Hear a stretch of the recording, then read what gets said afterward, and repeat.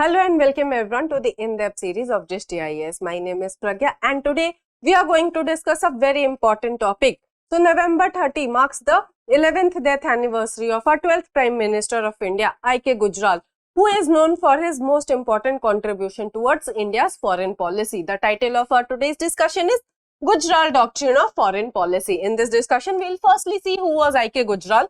We are also going to see what was the Gujral Doctrine and why it is significant even today. Then we are also going to analyze the successes of this Gujral Doctrine. We are also going to see the criticism of this Gujral Doctrine, and in the end we are going to see a practice question for your prelims examination. So if I talk about the background of our today's topic or the news, as I have informed to you before also that November 30 marks the 11th death anniversary of our 12th Prime Minister of India, IK Gujral. Though his term was very short-lived, but yet he managed a very important contribution in India's foreign policy, and that is the Gujral Doctrine. So this brings us to the moot question of our today's discussion, that who was IK Gujral, what was his doctrine, and is it significant even today? So let us try to understand and study about it. So if I talk about who was IK Gujral, so as I have mentioned and explained to you before also that he was the 12th Prime Minister of India from April 1997 to May 1998. So he had a short term of only 1 year, but he made a very important contribution to India's foreign policy. He is the only Prime Minister of India on whose name itself this doctrine of foreign policy is based. So his most important contribution for which he is remembered are, there are two significant contributions. Okay, first is the Gujral Doctrine, and second, he was the Prime Minister of India when he refused to sign the Comprehensive Test Ban Treaty in 1996.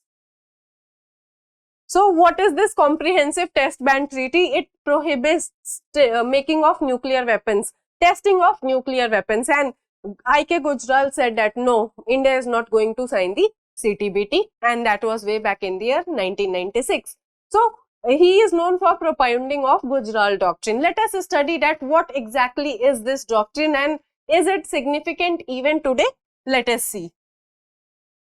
So the Gujral Doctrine is a set of 5 principles to guide the conduct of foreign relations with India's immediate neighbors. So India has always known for maintaining very cordial and friendly relations with its immediate neighbors, and the starting was this Gujral Doctrine propounded by our 12th Prime Minister IK Gujral. Okay, so these 5 principles arise from the belief that India's stature and strength cannot be isolated from the quality of its relation with its neighbors. See, if you talk about South Asia, okay, India has a very dominant position in South Asia due to its size and foreign policies and diplomacy. So India always tries to bring its neighbors along with its own interest. It tries to promote their interests also. And this can be highlighted by the fact that when Shri Narendra Modi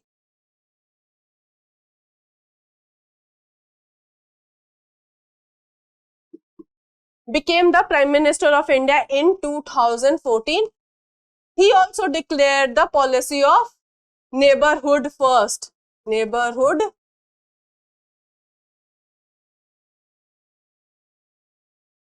first. So this policy of neighborhood first is somewhere or the another based on the Gujral Doctrine, and hence if you ask me that whether this doctrine is significant today, yes, it is very much significant even today, because India tries to maintain cordial ties, friendly relation with its immediate neighbors.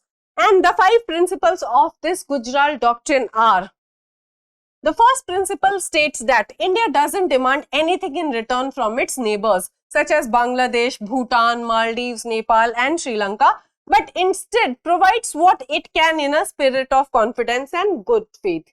So the first principle states that India follows a principle of equity rather than equality. Equity rather than equality. Equality.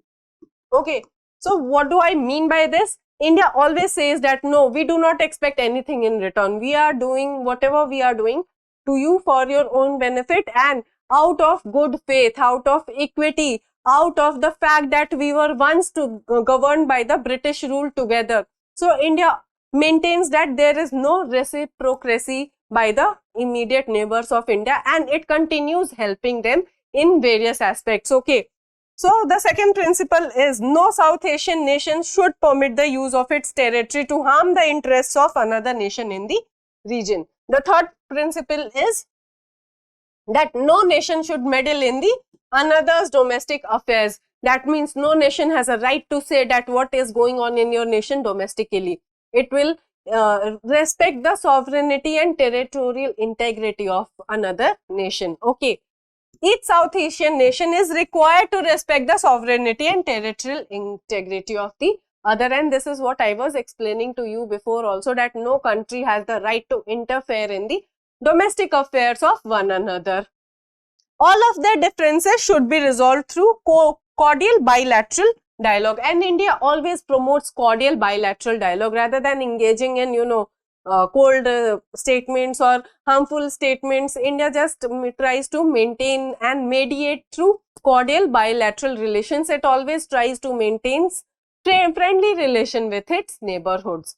Now let us discuss moving forward the successes of the Gujral Doctrine, that how this doctrine became a success. Okay. So the resolution of the water sharing dispute with Bangladesh in just 3 months in 1996-1997 was the first stepping stone achieved by this doctrine. So India and Bangladesh have always maintained a cold war on the topic of illegal immigrants that are continuously flowing from Bangladesh to India. But despite this, India and Bangladesh managed to resolve their water dispute in the short time span of 3 months due to the success of the Gujral Doctrine. Okay. This almost coincided with the treaty with Nepal for taming the Mahakali river for the generation of hydel power. So if you talk about Nepal also, India is often known for maintaining cordial relation with Nepal as well. It was followed by agreements with Sri Lanka for expanding development cooperation. So these are the successes that the Gujral Doctrine has achieved, and it is known for these successes, and it is still prevalent very today, because we do have a neighborhood first policy in place. Okay. Now let us analyze that why the critics criticize the Gujral Doctrine. So the first point of criticism is the doctrine failed to convince the foreign affairs bureaucracy to follow the doctrine wholeheartedly. It supposes that it was superimposed by our Prime Minister, and it was not followed very wholeheartedly. Rather, it was followed just because he asked them to follow the doctrine. Okay. Gujral was also criticized for giving too soft on Pakistan and leaving India vulnerable to the threats of the future, including the many terror attacks.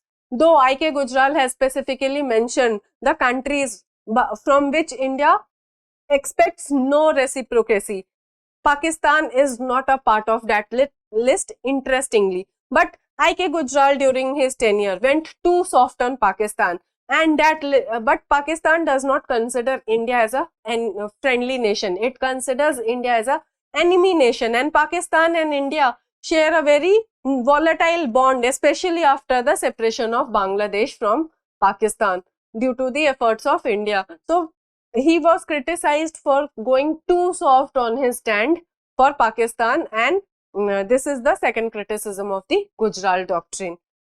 If you talk about that, what are the problems that this Gujral Doctrine is facing as of now? So the first problem is China's growing presence. China's growing presence. So China is consistently increasing its presence in the South Asia, and which is very detrimental to India's interests. In fact, China has a controversial agenda known as the Border and Road Initiative, and we have discussed in the principles of Gujral Doctrine that no South Asian nation should allow using of its territory so that it can be detrimental to other South Asian nations. But this is what exactly is happening. China is building its Belt and Road initiatives through our neighbors' territories, and this in turn is intending to harm India's interests. Secondly, India's lack of resources. Lack of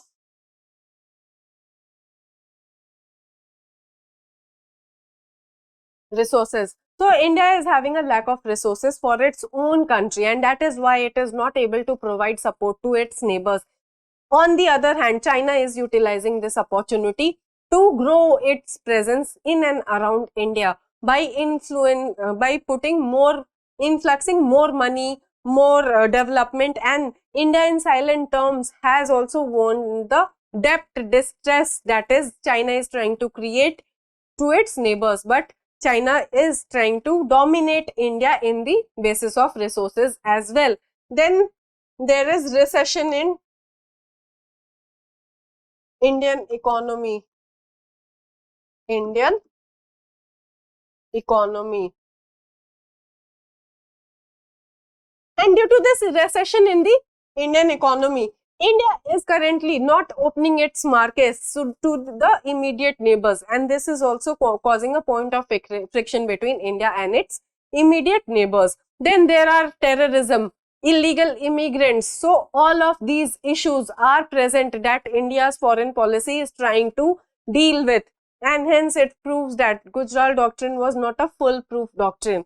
It has some loopholes, and India is currently facing various kind of challenges in its application. But yes, this doctrine has helped India to maintain very friendly and cordial ties with its neighbor, and our neighborhood first policy is also dependent on this doctrine. With this, we come to a conclusion of our today's discussion. We have seen that who was IK Gujral. We have also analyzed the Gujral Doctrine. We have also seen that yes, it is significant very much today, but yes, it is going through various stressful times due to the growing presence of China and other such reasons. And we have also seen that why this Gujral Doctrine was criticized. Now, let us see a practice question for your prelims examination.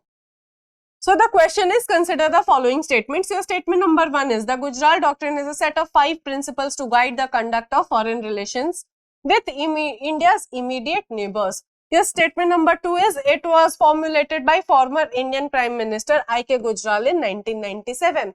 Which of the following statements given above is our correct? Options are, option A is 1 only, option B is 2 only, option C is both 1 and 2, and option D is neither 1 nor 2. Kindly drop your answers in the comment box below. I hope this session was insightful for you. If you have any feedback regarding this session, kindly drop it in the comment box below. If you liked the today's discussion and found it to be helpful, kindly like the video and subscribe to our channel for more such updates. Thank you.